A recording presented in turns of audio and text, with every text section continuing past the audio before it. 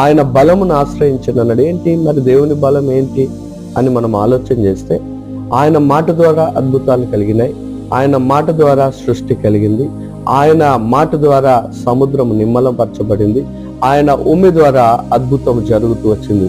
ఆయన బలము, ఆయన శక్తిమంతుడైనటువంటి దేవుడు. అందుకే భక్తుడైన దావీదు మాట్లాడుతున్నట్టు యెహోవాను ఆశ్రయించండి అని ప్రజలకు చెప్తా ఉన్నారు. ఆశ్రయించడం అనే అంశం గురించి మనం ఆలోచన చేసినట్లయితే ప్రియ దేవుని బిడ్డలారా, చాలా మంది ప్రజలు పరిస్థితులను బట్టి రకరకాలుగా మనుషులను ఆశ్రయిస్తూ ఉంటారు, రకరకాలుగా రాజులను ఆశ్రయిస్తూ ఉంటారు, పలు విధాలుగా ధనమున్న వారిని ఆశ్రయిస్తూ ఉంటారు.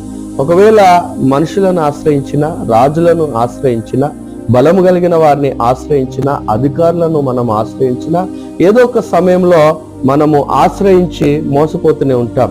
కానీ దేవుణ్ణి ఆశ్రయించిన వారిని ఆయన ఎప్పుడు కూడా